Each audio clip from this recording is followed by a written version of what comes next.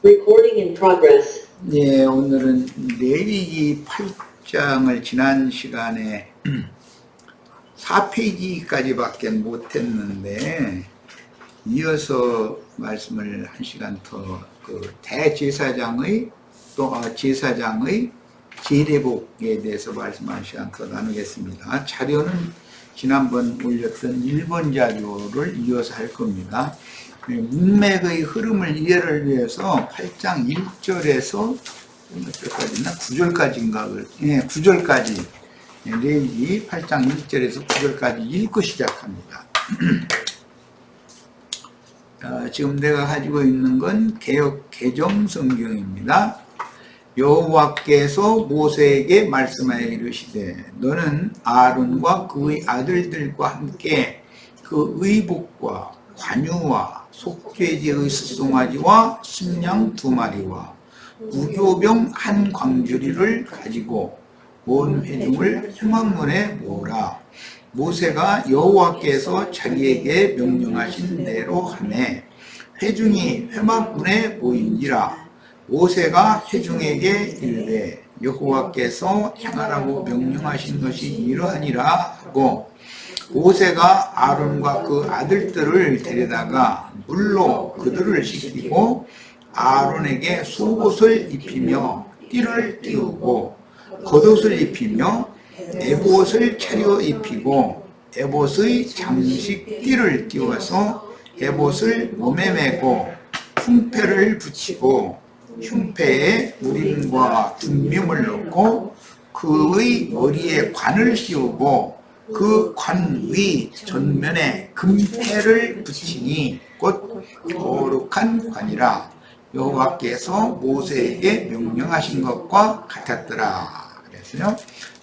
지난 그 두 타임에 그 대사제의 제례복과 제사장들 그 아론의 아들들의 그 사제복, 그 제례복, 그 이제 구조에 대해서 말씀을 드렸어요. 요약해서 지난 2시간에 말씀 나눈 거 간략하게만 말씀을 나눌 거예요.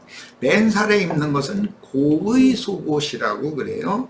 그 다음에 긴 옷이라고 하는 제사장들에게는 겉옷이 되는 거고 대제사장에게는 오늘 말씀에 속옷이라고 표현을 했어요. 그런데 그것은 호지 아니한 통옷인 거예요. 그건 천으로 이렇게 둘둘 마는 거죠.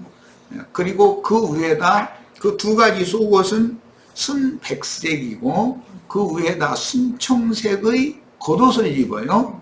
그리고 맨 그 위에다가 그 겉옷 위에다가 에봇이라고 하는 옷을 또 입는 거예요.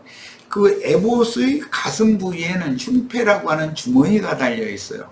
그리고 속옷에 띠를 두르고 이게 긴 띠로 해서 이렇게 띠를 2바퀴 둘러서 여기서 뚝 매서 저 아래 발에까지 끌리도록 쭉 늘리는 거예요. 그리고 겉옷을 다시 또 띠를 2번 두르는 거죠. 띠로 두르고 그 다음에 관을 쓰는데 관의 중앙에는 성결이라는 그 글자가 새겨진 보석을 다는데 그것 보고 성결패라고 그래요. 그런 관을 쓰는 거예요. 그러니까 전체적으로 볼 때는 속옷이 2가지가 있고 겉옷이 있고 에봇이 있고 그 다음에 에봇에는 흉패가 달려있고 관을 쓰는 거예요. 그리고는 띠가 있어요. 띠가 2층으로 띠를 띄우는 거예요. 이런 이제 지금 내가 말하는 대제사장의 제례복이에요. 제사장들은 반포 속옷과 고의 긴 옷이라고 그러죠. 거기서 이제 제사장들이 입을 때는 속옷이라고 하지는 않죠. 그리고 일반 제사장들은 청색 겉옷을 입지 않아요. 에봇을 입지를 않죠. 그러니까 대제사장의 제례복과 제사장의 제례복은 형식이 달랐었다라는 것을 아시면 되겠어요. 지난 시간에 마무리 부분 예수님을 십자가에 못 박을 때 군인들이 예수님의 겉옷을 4깃으로 나누어서 4사람이 한 깃씩을 가졌었어요. 그리고 속옷이라고 대제사장의 옷에 속옷이라고 되어 있는 그 옷은 통옷, 호지 아니한 그 천으로 이렇게 둘러서 있는 긴 옷이라고 그러고, 다른 선지서들 보면 발에 끌리는 옷이다 이렇게 표현이 됐어요. 그 옷은 호지 아니한 새천 한 필에 썼었기 때문에 그것을 찢으면 아까우니까 물론 그랬겠지만은 이건 찢지 말고 그냥 호지 아니한 천이니까 이것을 제비를 뽑아서 제비 뽑히는 사람이 갖기로 하자 해서 그걸 예수님의 겉옷과 속옷을 이렇게 나눠 가진 얘기가 나왔어요. 그런데 호지 아니하고 통으로 둘둘 많은 형식이죠. 중동 사람들은 옷을 겉옷 대부분 보면 둘둘 많은 그런 형식으로 옷을 입는 경우가 많죠. 그 옷은 예수님이 인자로 오셨을 때 하나님께서 그 사돈댁에 말하자면 뭐 이제 이 세상은 이제 하늘나라에 비하면 세상은 사돈댁과 마찬가지니까 세상에 그 아들을 장가 보내기 위해서 먼저 예물을 빅물이라고 그러죠. 예물을 예단을 보내셨는데 그게 인자 예수의 인성을 상징하는 호지 아니한 새천이다 하는 거예요. 이것은 이제 영적 해서요. 지금부터는 그래서 예수님이 이 땅에 오신 것은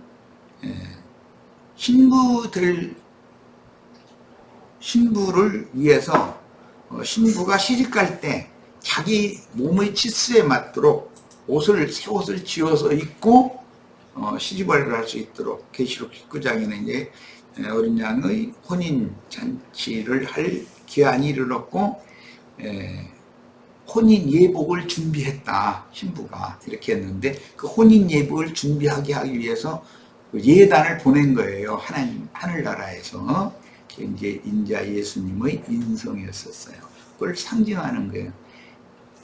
그것은 찢어서 나눠 갖는 것이 아니다. 그것은 이제 새천으로 받아가지고 지금까지 율법 제도나 양심의 법이나 인간 세상의 법을 열심히 잘 지켜 행한 것은 하나님이 보실 때는 그게 헌 누더기를 걸쳐 입은 상태단 말이에요. 그래서 그걸 다 벗겨버리고 하나님께서 보내신 천으로 옷을 속옷 겉옷을 새로 이쁘게 달 치장하고 만들어서 입고 신랑이 이제 데려가실 때 시집을 가는 걸로 그것은 이제 그 셈족의 홀례법에 관한 그 모하르 율법이라고 그러죠. 빅물을 보내면 시집 갈 때는 빈패를 패백이라고 그러지 우리나라 사람들이 보낼 때 빅물 예단이 오면 그걸 담례로 혼인식 날 전에 그 패백을 또 보내는 것이죠. 그런 것이 홀례법에 썼어요. 이것과 관계가 되는 말이에요. 자, 그 다음에 이제 오늘 말씀에 그 제사장의 위임을 하려면 옷을 이렇게 다 갖춰 입힌 다음에 관유라고 하는 그 기름을 제사장의 머리에 이렇게 쭉 붓고 나서 그 다음에 손바닥에 기름을 따라가지고 온전히 온몸에 다 기름을 부으면 중간중간에 빠져서 흘러내리니까 거기를 다 이렇게 손으로 발라가지고 온 몸 전체가 기름 부음을 받도록 그렇게 하는 것이 구약시대의 대제사장과 제사장의 위임식이었었어요. 자, 이제 그 부분부터 이제 자료 말씀을 봅니다. 관유는 선지자, 제사장, 왕에게 기름을 부어 그들의 공식적인 직무를 위임할 때 혹은 성전 기구들에 발라서 성전 기구들도 다 관유로 발라서 성별시켜야 했었어요. 그게 세상의 어떤 기구와는 다른 것이죠. 이 말은 성전의 모든 기구라는 것은 예수 그리스도를 상징하는 것인데 예수님의 모든 부분들 영혼 몸 전체 마당 성소 지성소의 모든 기물들이라는 것은 예수 그리스도를 이루고 있는 모든 기능들을 말하는 거니까 그것은 다 예수 그리스도는 성별된 분이다라는 말이에요. 그래서 그 성막의 모든 기구들의 관유 기름을 부어서 성별시켰어요. 모든 속된 좋은 기구들과는 다른 것이죠. 그 다음에 그 관유를 제조할 때는 이제 앞으로 나오는 말씀인데, 그 이제 출애굽기에서 이미 제시됐던 말씀이요. 감람 한 흰에 몰약 500세겔, 육개 500세겔, 창포와 계피 250세겔씩 이렇게 해서, 그러면 전체가 4단위지만 전체는 500이 3단위로 이렇게 감람 기름에 섞어서 이걸 희석을 해가지고 관유라는 걸 제조를 했어요. 이것은 성령으로 처녀의 태 잉태되어 인자로 사람으로 말씀이 육신이 되어 세상에 오신 예수님의 고난받는 인생 몰약으로 상징됐고, 죽음, 그 다음에 육계, 그 다음에 장사와 부활, 이건 육계와 창포와 계피, 이런 것 등을 상징하는 그런 향품을 11조로 받아야 했어요. 그 마태복음 23장에 보면 회향과 근체의 11조까지도 너희가 받으면서 회향과 근체보다 더 중한 의와 인과 신은 너희는 버린다, 이렇게 표현을 하셨었죠. 그러니까 그 향품과 마른 채소를 11조로 반드시 냈어야 해요. 왜냐하면 이스라엘은 절기제 때마다 수백만이 이렇게 다 모여서 고기를 먹는데 그냥 고기만 먹는 것이 아니고 반드시 쓴 나물을 먹어야 했기 때문에 말린 정결한 나물을 11조로 내면 그걸 물에 불려가지고 그걸 무치하죠. 그래가지고 쓴 나물을 곁들여서 늘 먹어야 됐었던 거예요.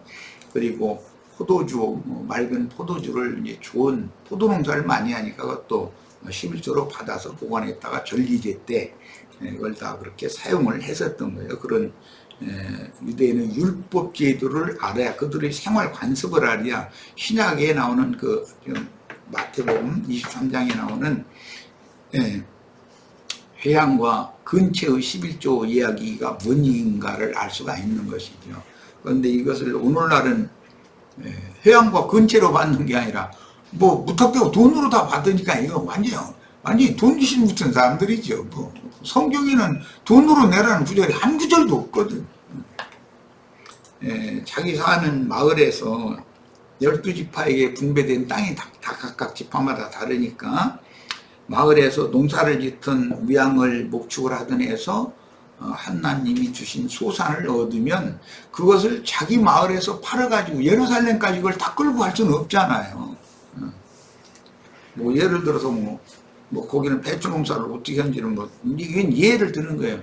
뭐 물을 예를 들어서 만병을 해서 100만 개의 물을 뽑았다 그러면 11조면 10만 개를 다 예루살렘으로, 그때 당시 무슨 재주로 그걸 옮겨놓을 것이며, 예루살렘 성전으로 만약에 무동사진 사람마다 다 그거 갖다 쌓아놓으면 그럼 어떻게 감당할 거예요? 그건 말도 안 되는 거죠. 그래서 자기 사는 지역에서 다 팔아서 돈으로 바꿔가지고 예루살렘에 가면 예루살렘에는 재물을 파는 장사들이 있었어요. 그 예수님이 오셨을 때 성전에 들어가서 그 재물 파는 장사들 쫓아내는 말씀이 그래 나온 거예요.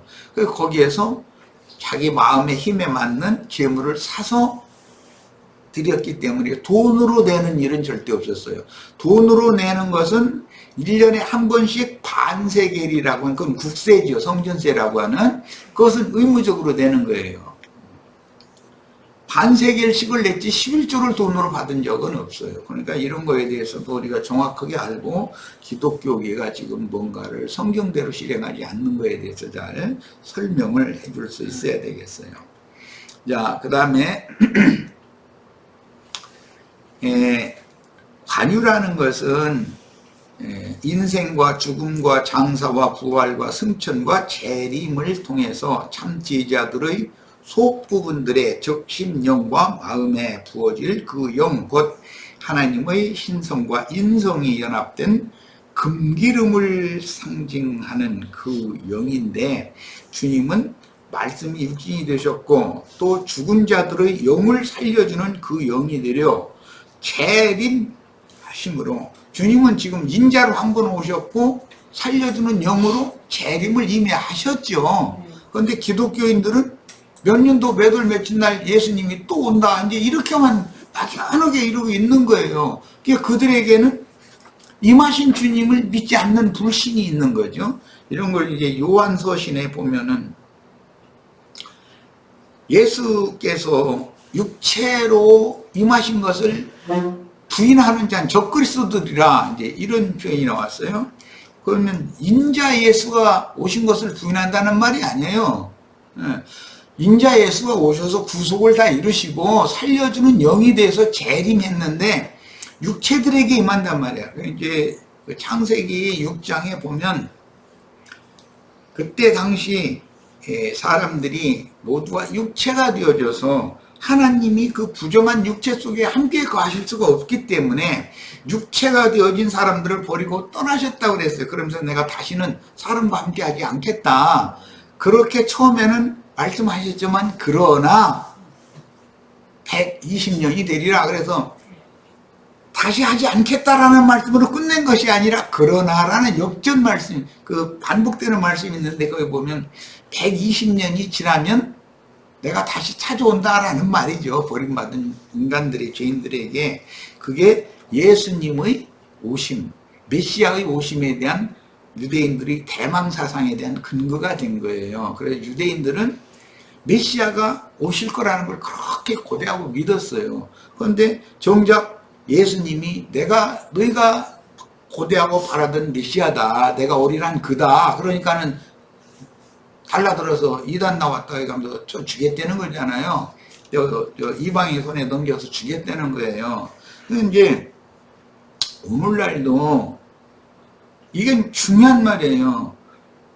예수님이 구속을 이루신 다음 인자로 오신 예수가 살려주는 영이 되신 후에 나의 죽은 영을 살리러 내 안에 이미 오셔서 나는 주와 합하여 한 영이 되었고 주님은 내 안에 살아계신다라고 하면 기독교인들은 이단자라고 그러는 말이죠.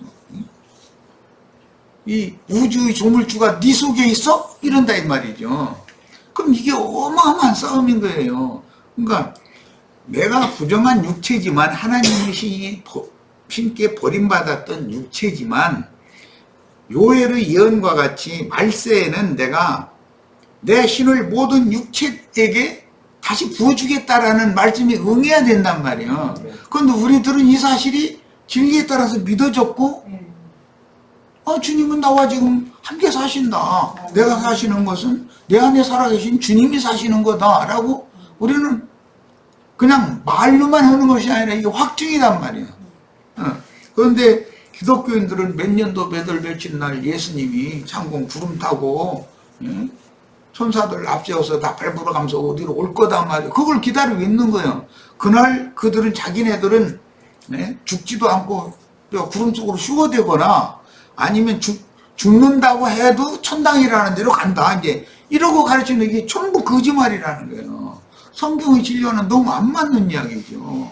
이런 것들을 모든 사람들에게 잘 우리 형제 자매님들은 증거해서 현재 주님이 내 안에 주님이 오셨고 주와 합하여 한 영이 된 그런 성도의 모임을 교회라고 하기 때문에 주님은 내 안에도 살아계시지만 교회와 함께 계신다는 사실을 꼭 이것을 믿어야 된다.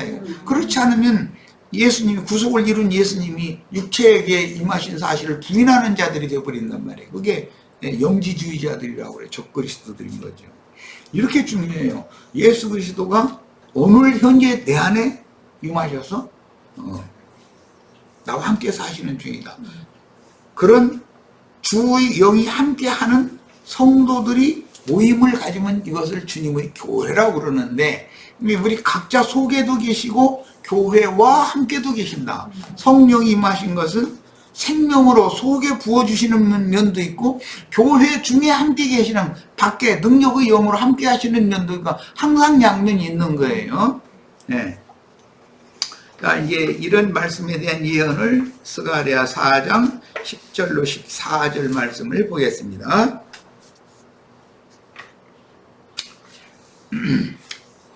작은 일의 날이라고 멸시하는 자가 누구냐 이랬는데, 그때 당시는 바벨론 포로 생활에서 해방되어져서 본토와 예루살렘으로 돌아오는 그날, 그 작은 일이 날이겠냐 이게요. 돌아오는 거예요. 기독교, 이것은 기독교계에 속해 있던 기독교의 종교 신자들이 거기에서 큰 음력교계에서 내 백성은 거기서 나와라. 그래서 거기서 바벨론 교회에서 나왔어요. 그럼 그게 작은 일의 날이 아니다 이런 말이에요. 그 예언이에요 지금. 그 작은 일의 날이라고 멸시하는 자가 누구냐? 사람들이 스룹바벨의 손에 다림줄이 있음을 보고 기뻐하리라. 다림줄이라고 그랬는데 이제 청량 재본다라는 말이 이제 이때 당시 바벨론 포로를 이끌고 나온 사람의 왕족을 대표하는 사람은 스룹바벨이고, 제사장족을 대표하는 사람은 여호수아였어요. 자, 이 다림줄이 있음을 보고 기뻐하리라. 그게 예수 그리스도의 성령께서 그 영으로 오실 때 그냥 온 게 아니단 말이에요. 주님의 교회, 주님의 나라, 주님의 집을 세울 집터를 정확하게 측량할 수 있는 잣대를 가지고 오셨다는 거예요. 규정을 가지고 오셨다는 거예요. 그럼 뭐 규정이라면 다른 게 아니라 구속을 이룬 주님께서 살려주는 영이 되어 오신 사실을 마음으로 믿는 자들만이 하나님의 집의, 하나님 나라의 하나님 백성이라는 본속이 될 수 있다는 어떤 일정한 규정이 딱 있단 말이에요. 그 다음에 이 일곱은 온 세상에 두루 다니는 여호와의 눈이라 그랬는데, 이 말은 이제 신약의 적용으로는 주님께서 지자들을 파송해서 온 땅에 교회들을 세우라고 그러셨어요. 그게 하나님의 집이고 하나님의 나라예요. 그게 하나님의 교회인 거예요.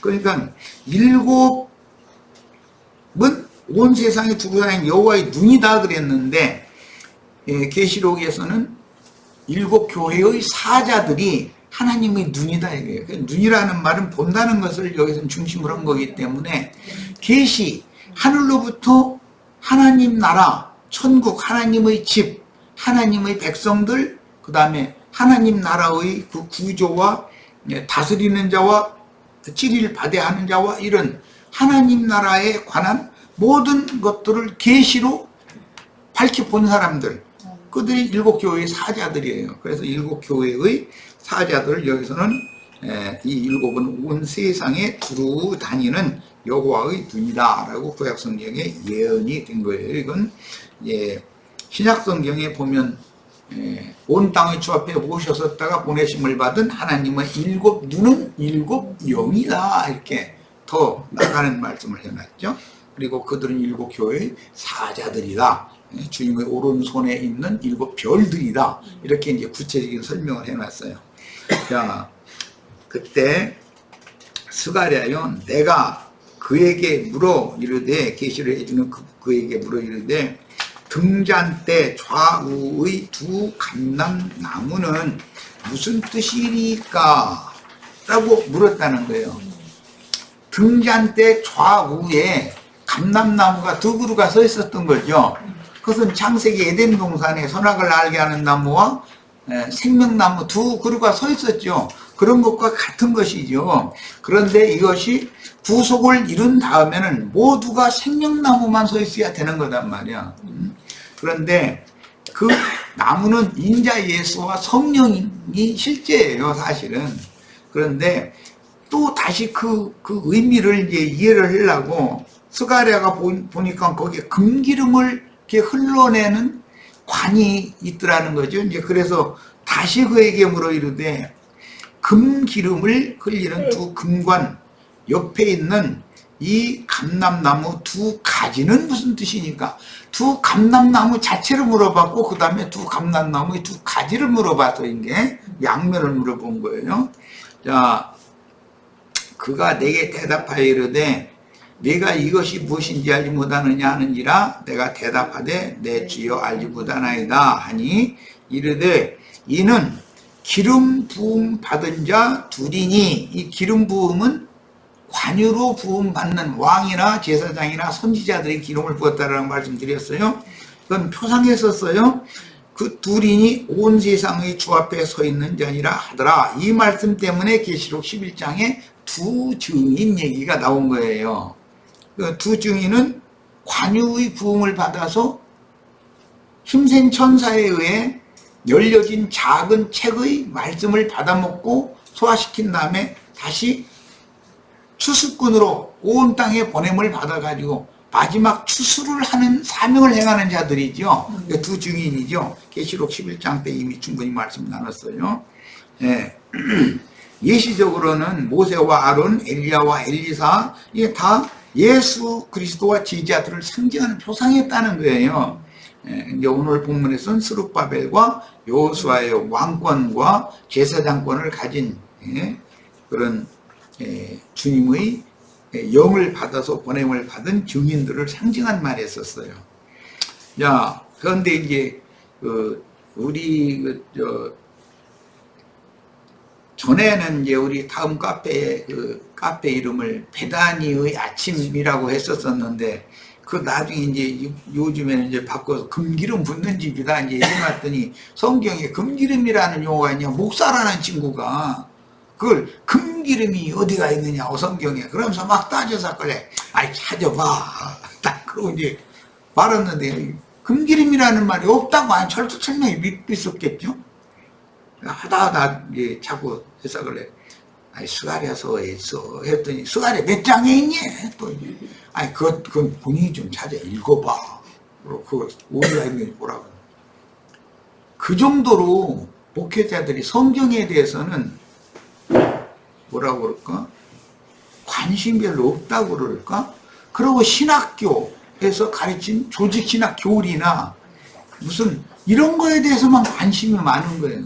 이게 사람들이 성경을 근거로 말씀을 가르쳐야만 맞는 거죠. 성경의 금이라는 거 하나님이 신성을 말하니까 신성한 기름이다. 세속의 기름과는 다르다. 그 말이잖아요 지금. 진리와 생명의 성령 살려주는 영을 금기름이라고 지금 표현을 해놓은 것이지. 아 금으로 돼 있는 기름이 세상에 어디가 있어 문자도 그런다면.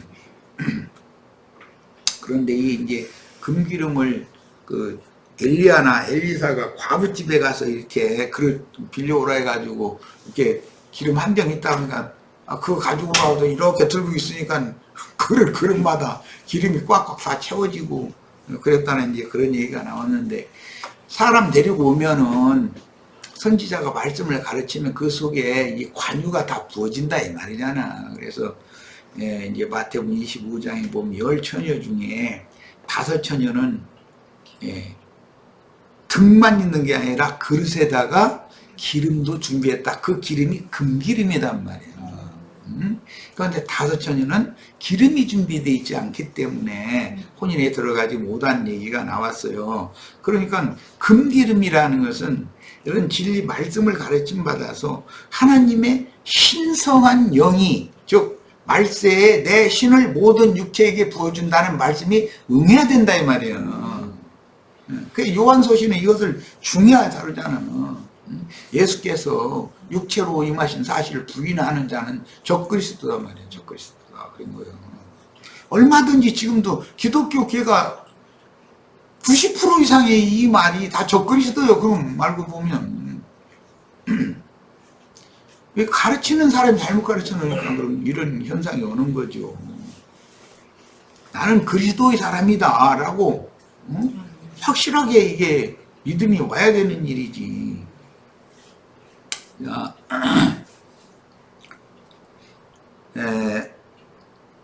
계시록 이제 5장 6절로 연결구를 보겠습니다. 내가 또 보니 보좌와 네 생물과 장로들 사이에 한 어린 양이 서 있는데 일찍이 죽임을 당한 것 같더라.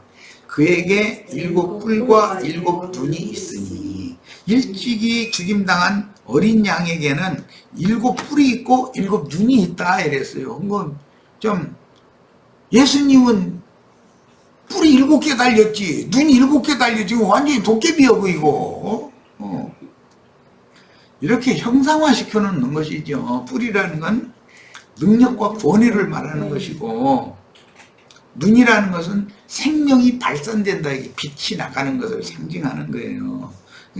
영은 항상 양면이 있다. 속으로 임한 생명으로서 속으로 임하셔서 속에 함께 살아계시는 생명이신 그리스도가 있고, 능력의 영으로 우리 위에 능력으로 함께 하시는 그런 면이 있고, 영의 부음이라면 반드시 양면이 있는 거다라는 걸 꼭 아셔야 되겠어요.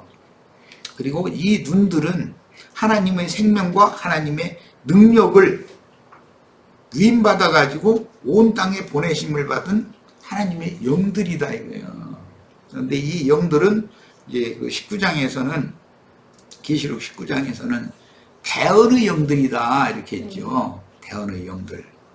이게 그 사람 자신이 빛을 발하거나 능력을 갖고 있는 것이 아니라 하나님의 말씀을 대언하도록 능력과 생명의 그 생명력과 권위를 위임했다 그런 말인 것이지.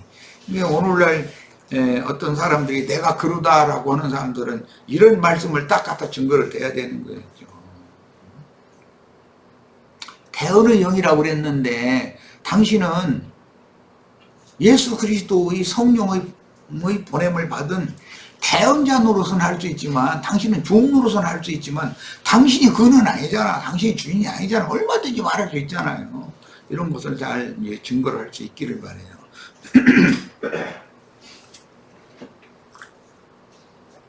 자, 관유로 기름을 부어서 사역을 위임하신 후에 온 지구상에 파송하여 그 영과 신부의 말씀을 대언하게 하셨다.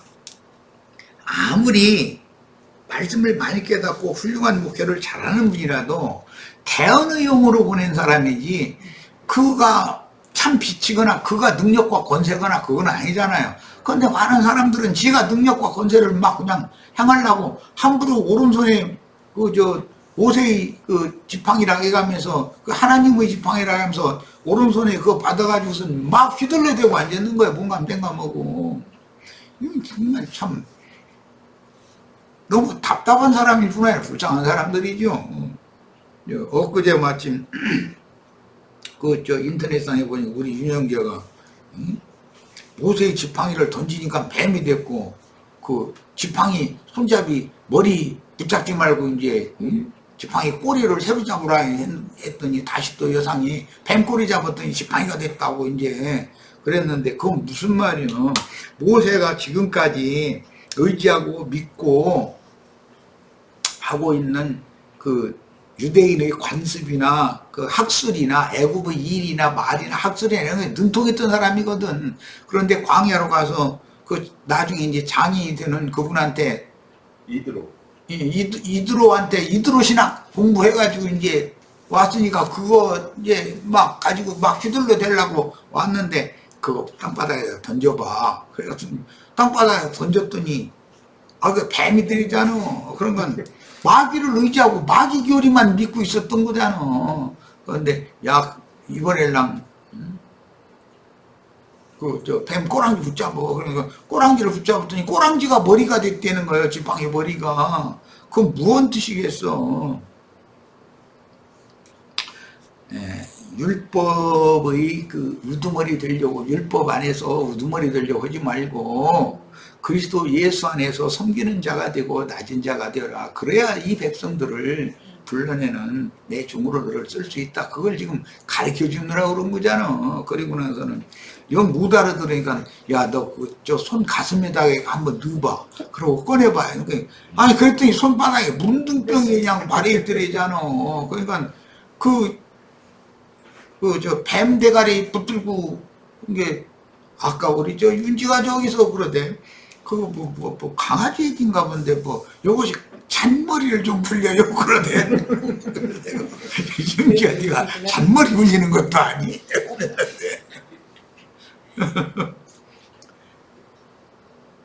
모세가 마귀를 뱀 머리를 의지하고 있을 때는 뱀 머리가 모세의 머리니까 모세가 세케이게 잘 굴러가고 잔머리만 굴렸을 거 아니여. 그런데 너 인간 잔머리 굴리지 마 이놈아, 집어 던져. 그게 네가 머리 되려고 하지 말, 내가 머리가 돼야 돼. 예수님이 그거 가르쳐 주느라고 하신 거였지.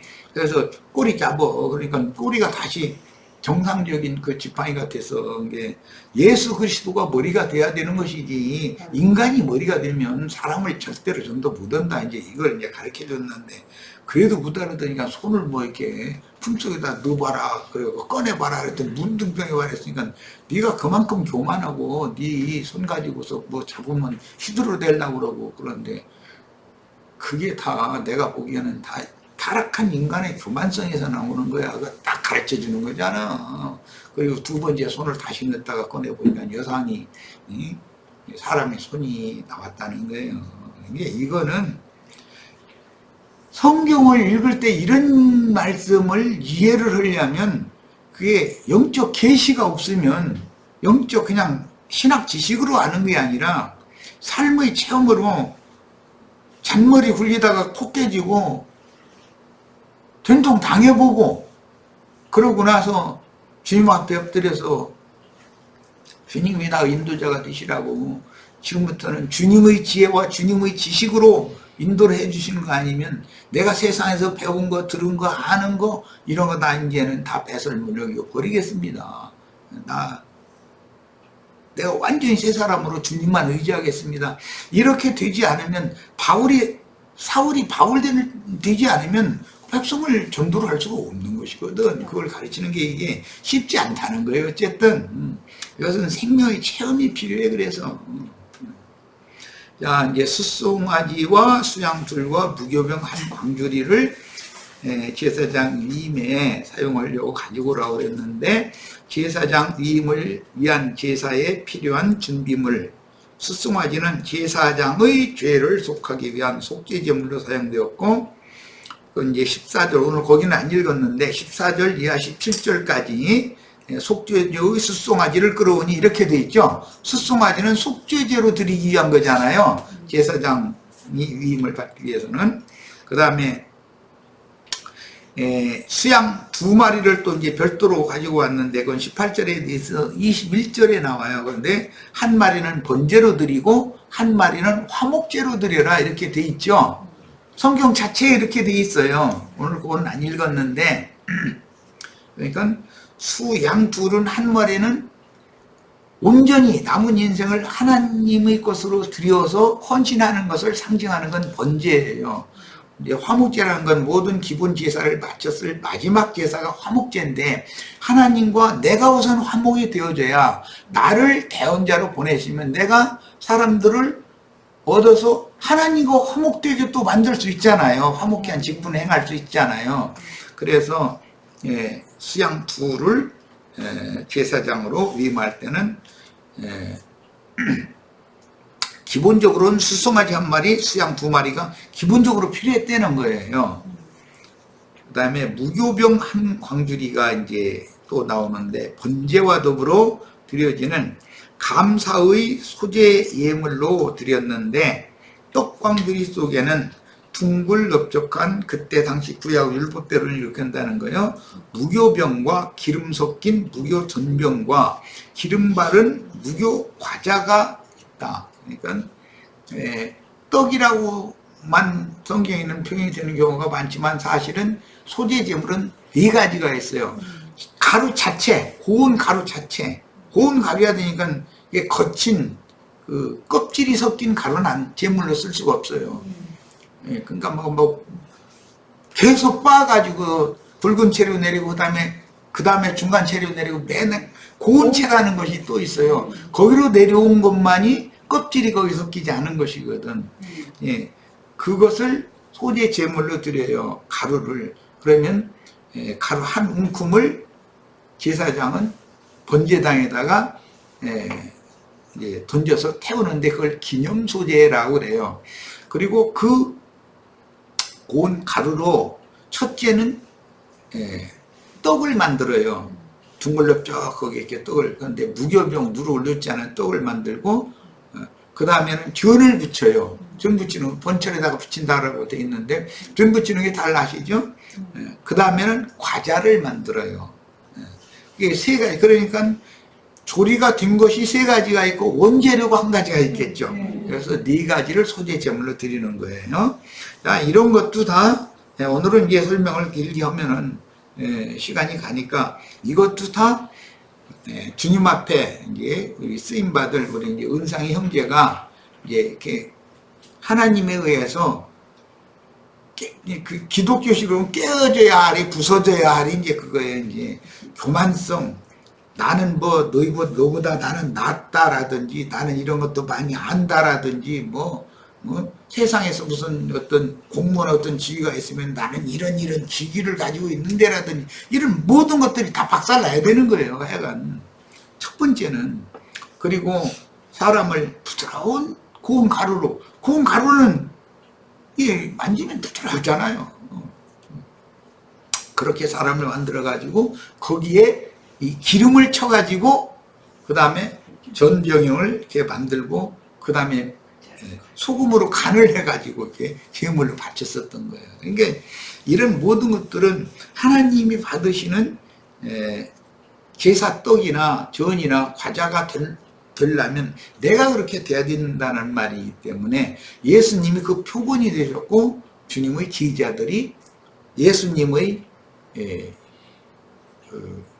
인생과 같은 인생을 남은 인생에서 그렇게 살았어요. 이게 제일 특별한 것이 계시록 21장 마무리 부분에 보면 베드로 보고 네가 젊어서는 네가 가고 싶은 곳으로도 다녔으나 이제 이후로는 남이 네게 띠를 띄워가지고 네가 가기 싫어하는 곳으로 너를 강제로 끌고 갈 거다. 그리고 맨 나중에는 너는 팔을 벌려야 될 거다. 이제 이랬어요. 그러니까 그것은 그런 사역으로 내가 원치 않는 인생길로 끌려다니다가 그건 사실은 하나님이 그걸로 끌어가는 것을 상징하는 건데 그렇게 하다가 최후로는 팔을 벌린다는 건 십자가에서 예수님 죽은 것처럼 같이 팔 벌리고 죽는 것을 비유적으로 표현을 그렇게 하셨어요. 그런데 그렇게 사는 남은 인생을 사는 것이 가장 성공적인 인생이라는 거예요. 이렇게 말하면 무슨 뭐 인생이 그렇게 사는 게 성공이냐고 뭐 이러고 이제 따질 우려가 굉장히 많은데 이걸 깨달아야 돼. 이 세상에서 별걸 다 양손에 움켜쥐었고 그걸 주님께서 손을 좀 펴라고 해도 안 펴려고 막 애를 써도 주님께서 손을 펴게 만드시면 펼 수밖에 없게 되는 거고 모든 것을 다 버리고 주님께서 새로 주는 것을 잡아야 되는 거예요. 그게 예수 그리스도를 내 양손에 잡아야 그 제사장을 위임한다 할 때 그 위임이라는 말이 제사장의 손을 채워준다 이 말이거든. 그런데 원래 손에 붙잡고 있던 것을 놔야 재물을 채워주지. 그래서 이게 그 과정을 만드는 게 그렇게 쉽지가 않다는 거예요. 근데 이제 우리 은상 형제는 잘할 거라고 난 믿고 있어. 이제 잘 믿고 있는데 선배 제사장이 선배 선지자가 그런 말씀만 가르칠 게 아니라 그런 인생을 살면서 본을 보여야 된단 말이야. 아 저렇게 살아도 세상사 아무것도 의지하지 않아도 그 세상사 나머지 모든 것들은 주님이 책임져 주시는구나. 믿음으로 살아야 되는 것이지. 내가 막 고민하고 막 잔머리 굴리고 뭐하고 해서 그냥 잠 안 자고 뭐 고안해서 뭐하고 이렇게 한다고 해서 그거 설사 이루어놔도 그것은 다 이 생을 떠날 때는 어차피 가져갈 것이 아닌 것이고 그런 걸 많이 놔두면 자식들끼리 아버지 저 시체실에다 놔두고 조문받는 데서 손님 있을 때는 아무새도 않고 얼굴에 안색이 안 좋아가지고 있다가 오빠 그럴 수가 있어? 나 시집갈 때 해준 것도 없잖아. 아버지가 남겨놓으신 거 혼자 이렇게 꿇고 헐라고 그래? 그럼 이제 옳게라는 사람이 가만히 있나? 우리가 제사도 모셔야 되고 어쩌고 좀 제사 내가 모실게 걱정 말고 반 나한테 갖고 와 줘. 이제 또 이렇게 하면 딸이 무슨 제사를 하느냐고 출가 왜 이래 이러면서 싸움 나는 거예요. 이제 그렇게 할 필요 없다는 거예요. 이게 사람이 영혼을 생각해야 되는 것이거든. 나는 어디에서 왔나? 영원이신 하나님으로부터 와서 이 생에 잠시 잠깐 뭘 위해서? 영원 후를 준비해서 이 생을 떠나면 영원 후에 가서 하나님의 나라에서 영생 극락을 누리게, 극락의 하나님의 세계에서 내가 왕같은 제사장으로서 거기 만국 백성들에게 뭐 생명나무 이파리로 뭐 치료를 뭐 달마다 해줘야 된다 그러는데, 이게 말씀 가르치는 걸 말한다고요. 내가 그 얘기 말씀 나눴잖아요. 주님이 이 땅에 오셔서 많은 병자들 고친 얘기가 나와요. 세상 쪽에 목사들 한다 소리가 육신의 병, 막 이게 무슨 또 암덩어리가 떨어져 나고 뭐, 그 말 같지 않은 소리예요. 예수님은 그런 것을 하러 오신 분이 아니에요. 육신의 병 고친 게 아니에요. 성전에서 종교 행위하던 유대교인 예수께로 나오매 그의 병을 고쳤는데 그게 소경이었었거든. 소경을 고쳐줘요. 문둥이었었거든. 문둥병을 고쳐줘요. 그런데 뭘 고쳤냐? 말씀으로 고쳤다 이렇게 돼 있어요. 말씀으로 고치는 건 사람의 영혼 상태를 고치는 거단 말이에요. 육신의 사고와 육신의 생각에 사람이 젖어 있고 육신을 입고 살고 세상 사람과 함께 살다 보니 그게 늘 동화되고 그게 이렇게 만나고 이렇게 접촉하고 그럴 수밖에 없지만, 그것을 다 벗어버리고 초월하고 세상에 속한 것들을 배설물로 딱 여기고 던져버리고 주님이 주시는 것을 그것만 붙잡고 그것만 의지하고 이런 사람으로 바꿔놔줘야 그게 새 사람이라고 그러는 거단 말이에요. 그러려면 성경에 의하면 새 사람은 지식에까지 새롭게 하심을 받은 자다 이랬어요. 세상적으로 아는 이런 것이 그게 진짜 아는 것이 아니라는 건 영원한 것이 아니라는 거예요. 주의 성령께서 지혜와 지식의 영, 지혜와 명철의 영이신 그분이 오셔서 영원하신 하나님, 영원의 세계, 나라고 하는 존재, 이런 것들, 내가 오늘 왜 아침에 눈을 뜨게 하셨을까?